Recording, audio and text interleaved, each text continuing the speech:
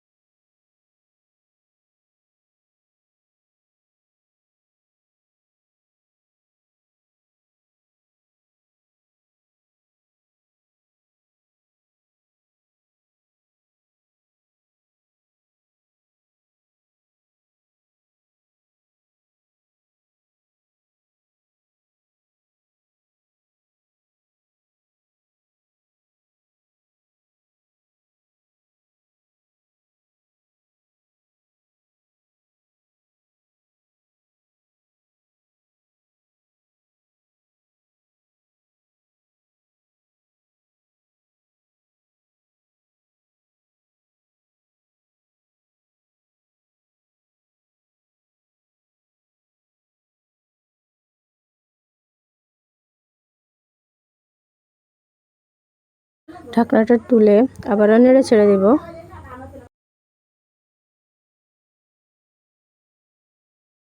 মাংসগুলো যত সময় ধরে কষাবেন তত এর স্বাদ বেড়ে যাবে।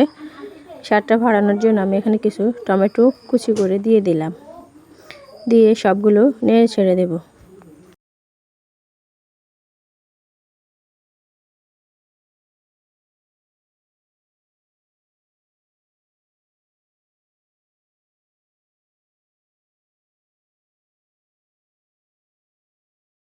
আমি আবারও ঢাকনা দিয়ে ঢেকে দেব। এখানে আমি আগে থেকে কিছু আলু কেটে ধুয়ে রেখে দিয়েছি। মাংসের আলুগুলো একটু বড় বড় কেটে নিলেই দেখতে সুন্দর দেখা যায়। এবার ঢাকনাটা তুলে আমি আলুগুলো দিয়ে দেব।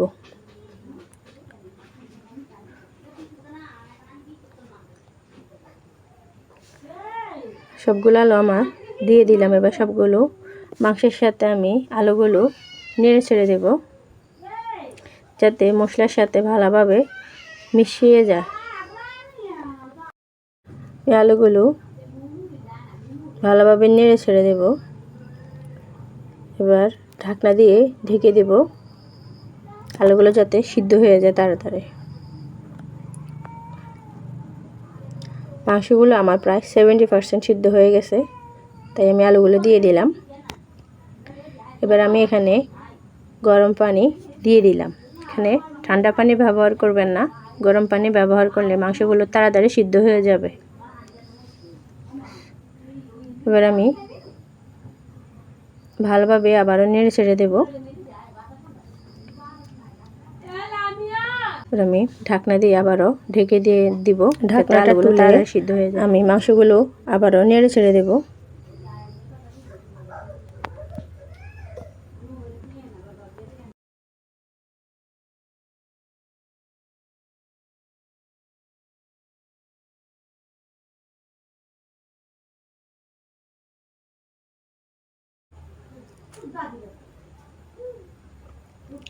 মাংসটা আমার হয়ে গেছে, দেখুন মাংসের তেলটা উপরে ভেসে আসছে।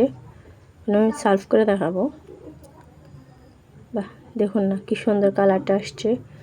আলু দিয়ে গরু মাংসের ঝোল জাস্ট খেতে অসাধারণ। দুপুরবেলা গরম ভাতের সাথে, রুটির সাথে কিংবা আলু পুরির সাথে খেতে বেশ ভালো মানাবে। এখন আমি আপনাদেরকে পরিবেশন করে দেখাচ্ছি।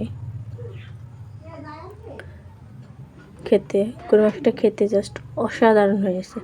নরমভাবে বাসায় ট্রাই করতে পারেন। ভিডিওটি ভালো লাগলে অবশ্যই সাবস্ক্রাইব করবেন। সবাইকে ভালো ধন্যবাদ। আসসালামু আলাইকুম।